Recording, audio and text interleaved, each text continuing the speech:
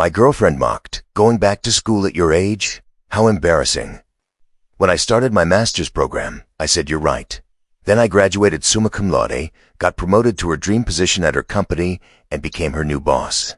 Her first day reporting to me was, I, 32 male, never imagined I'd be someone's boss at a Fortune 500 company, especially not Veronica's, 29.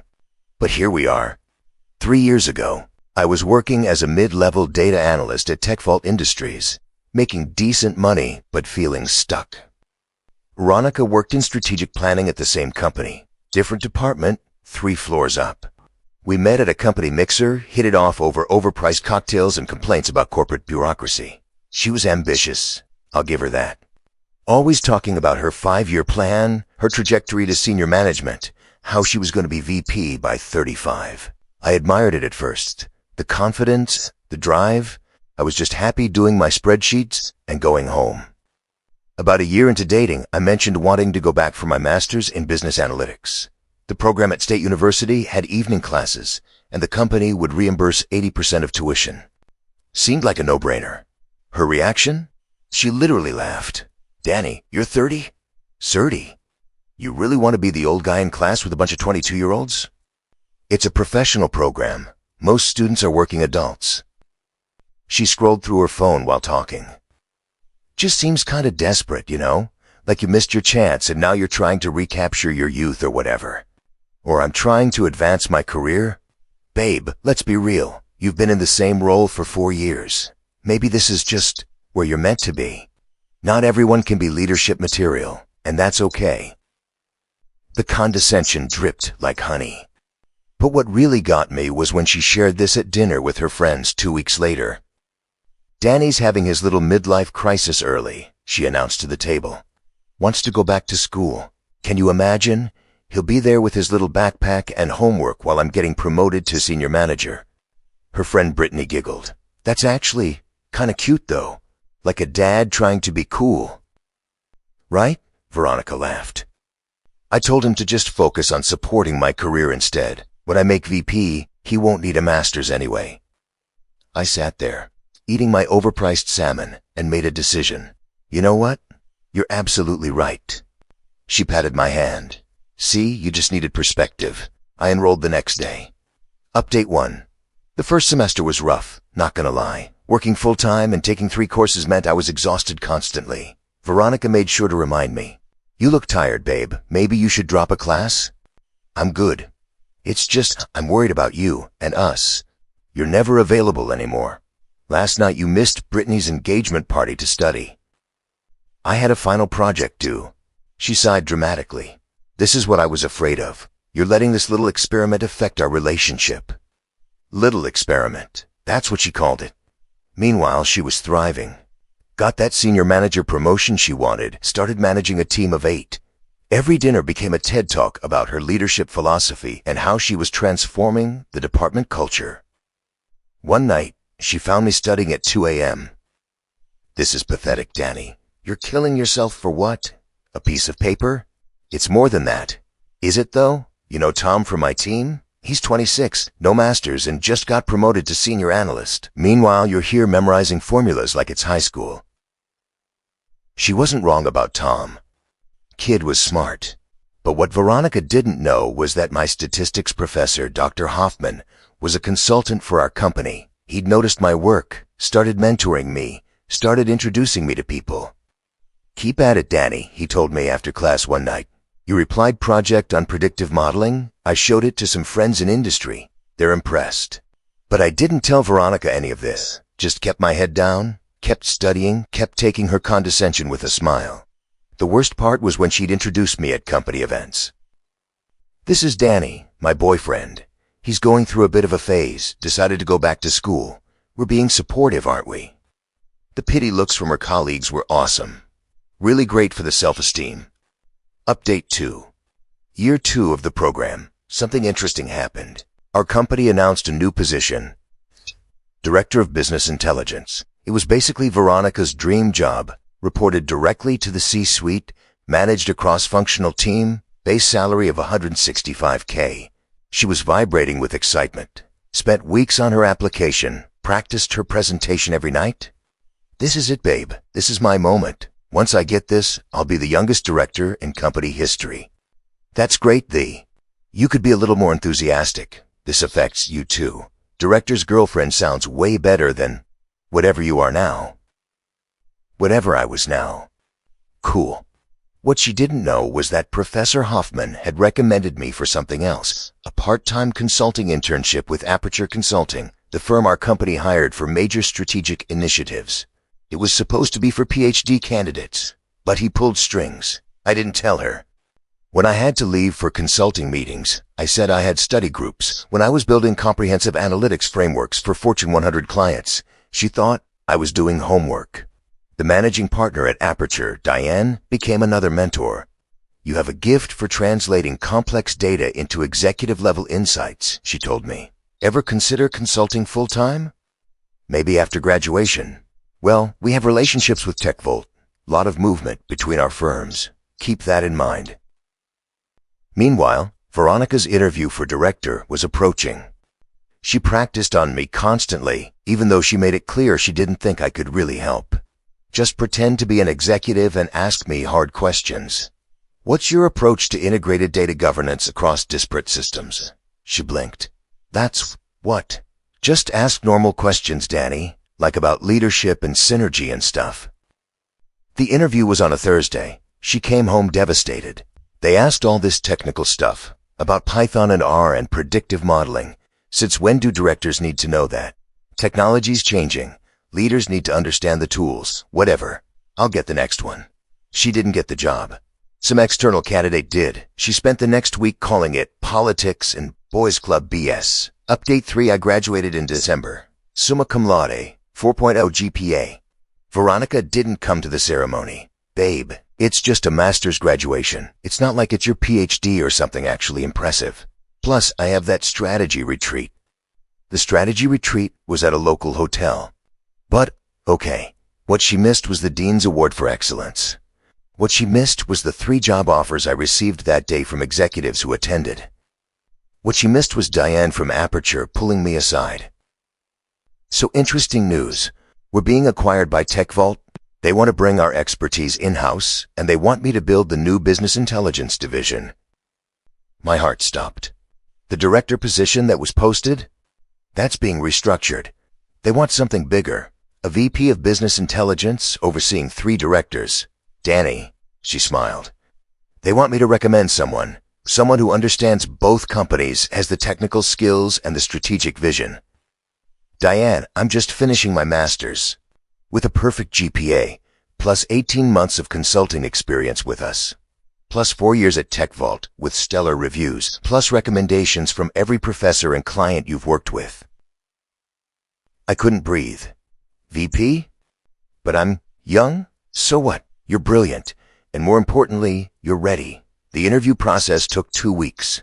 I told Veronica I was working on a special project for graduation.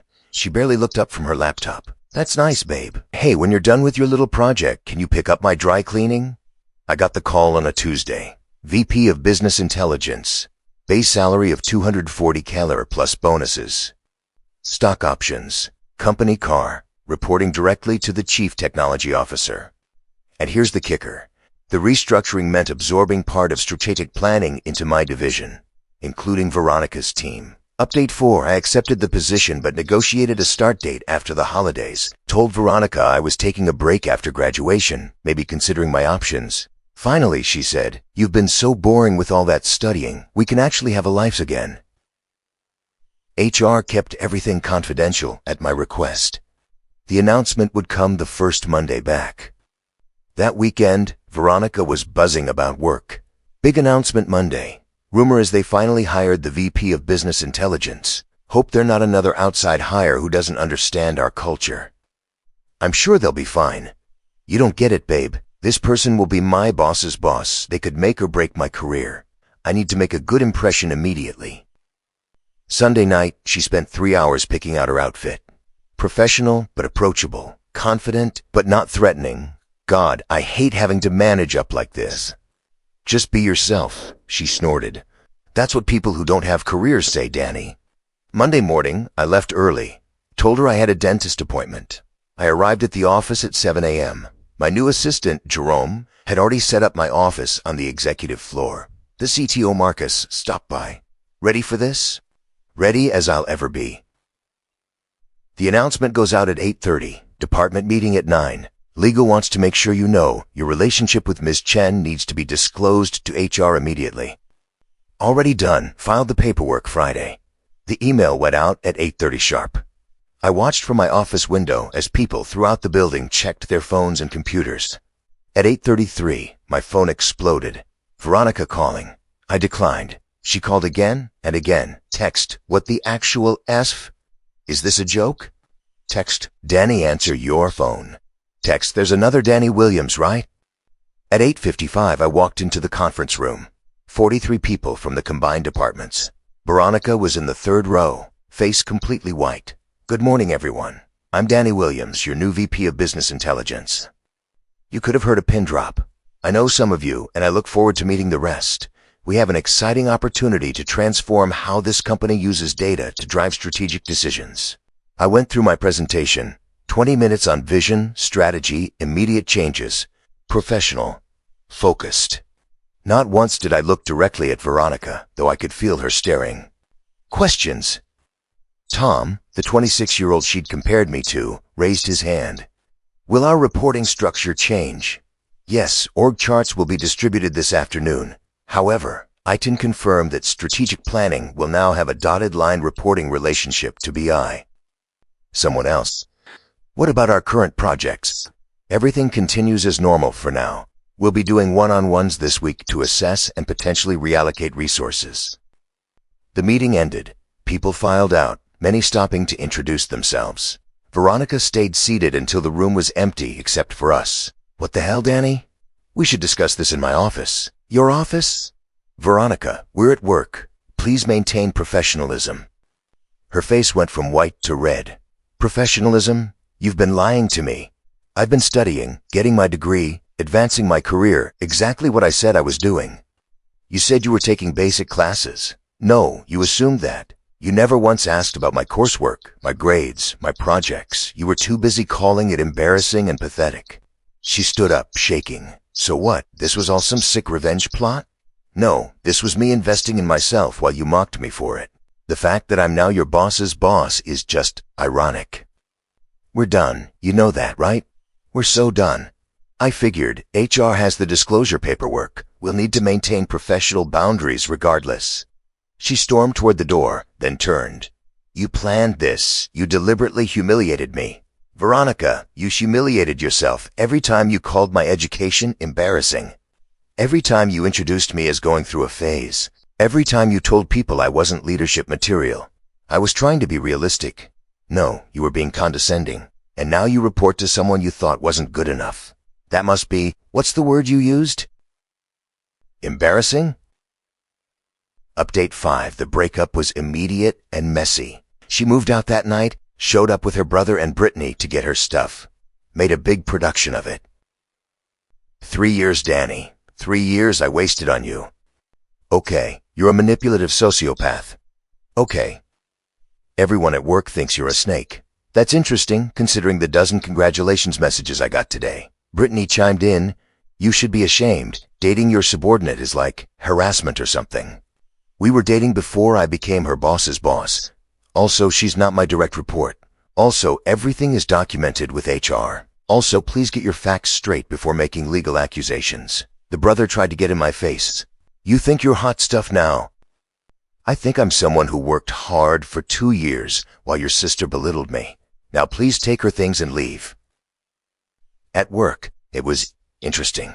Veronica immediately requested a transfer to another department. Denied. There were no openings at her level. She then tried to go to HR about our hostile work environment. HR's response, Mr. Williams has been completely professional. He disclosed the relationship immediately upon accepting the position. If you have specific instances of inappropriate behavior, please document them. She didn't have any. What she did have was an attitude problem. Started coming in late, leaving early, missing meetings. I documented everything, forwarded to HR and her direct manager, Antonio. Week 3, Antonio came to my office. Veronica's performance is becoming an issue. I'm aware. How would you like to proceed? She's talented, but this situation, it's affecting the whole team. Performance improvement plan, 90 days. If she can't maintain professional standards, we'll revisit. He nodded. Fair. Danny? For what it's worth, the team respects how you've handled this. You haven't bad-mouthed her, haven't retaliated, it's noticed. Meanwhile, Veronica started a whisper campaign. Told anyone who'd listen that I'd manipulated my way to the top. That I'd used her for inside information. The problem? People had eyes. They saw me earning my degree. They saw my consulting work. They saw the improvements I was already making to our data infrastructure. Month 2 in the role, I implemented a new analytics platform that saved the company $2.8 million annually. The CEO mentioned it in the quarterly all hands. This is the kind of innovation we need. Danny Williams and his team are setting the standard. Veronica was in the audience. I heard she left early that day. Update 6. 3 months into my role, Veronica's PIP was failing. She'd missed several deadlines, alienated her team members, and Antonio was at his wit's end. She's brilliant when she wants to be, he told me, but she's checked out. What do you recommend? Honestly, she needs to move on. This isn't working. I called her into my office that afternoon. First time we'd been alone since the breakup. Veronica, please sit. She sat, arms crossed, radiating hostility. Your PIP review is tomorrow. Antonio's recommendation is termination. Her face went pale. You're firing me? I'm not doing anything. Your performance is, however, I have an alternative. I slid a paper across the desk. Aperture Consulting is looking for a strategic planning manager. Similar salary to here, good benefits. Diane, the managing partner, is willing to interview you based on your resume. She stared at the paper. Why would you help me? Because despite everything, you're talented. You're just not able to perform here anymore, and that's partly my fault for accepting this position knowing our history. Partly? Mostly your fault for treating me like garbage for 2 years, but I'm trying to be magnanimous. She actually laughed. Small, bitter laugh. Magnanimous. Using big words now that you're important? I've always had a solid vocabulary. You just never listened when I talked. She took the paper. If I take this interview, you resign. 2 weeks notice, transition your projects properly, leave with dignity and a neutral reference. And if I don't, tomorrow's PIP review proceeds as planned. She stood up. You really planned all this, didn't you, from the beginning? No, Veronica. I planned to better myself. You planned to keep me small. Guess which plan worked out? She interviewed at Aperture that week, got the job, put in her notice the following Monday. Her last day, she stopped by my office. I got the job. Congratulations. You know what the messed up part is? I actually learned something from you. Oh? Yeah. That I'm an idiot. I had someone willing to grow and invest in themselves, and I mocked them for it. I had someone brilliant and ambitious, and I tried to make them feel small. Past tense, Veronica. Had. She nodded. Yeah, past tense. She turned to leave, then stopped. For what it's worth, you're a good VP. The team respects you. You earned this. I know. Final update. It's been a year now since I graduated. 18 months since Veronica first mocked me for going back to school. She's doing well at Aperture, from what I hear. Diane says she's humbled, focused, producing good work. Maybe she learned something. Maybe not. Not my concern anymore. My division just got approved for a 40% budget increase. We're hiring 15 new analysts. The predictive model we built is being implemented company-wide. The CTO is talking about grooming me for his role when he retires in 3 years. Dating? Yeah, I'm seeing someone. Natasha from legal. She's getting her MBA at night school. I help her study, celebrate her victories, attend every presentation. Wild concept, right?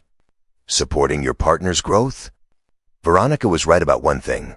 Not everyone is leadership material. But she was wrong about who fell into which category. Last week, I was invited to speak at state universities, graduation. Told the new grads my story. Working full-time, dealing with doubters, pushing through. People will try to make you feel small for wanting more. I said. They'll call you embarrassing, pathetic, desperate. But here's the thing. The only embarrassing thing is staying stagnant to make others comfortable with their own mediocrity. Got a standing ovation. Sometimes I think about that dinner 3 years ago, when Veronica and her friends laughed at the idea of me going back to school. How certain she was that she'd be VP while I'd be supporting her career from the sidelines. Funny how things work out. To anyone dealing with a partner who belittles your ambitions, they're telling you who they are. Believe them, then prove them wrong, not for revenge, but for yourself. And if you happen to become their boss in the process, well, that's just the universe having a sense of humor. Class dismissed.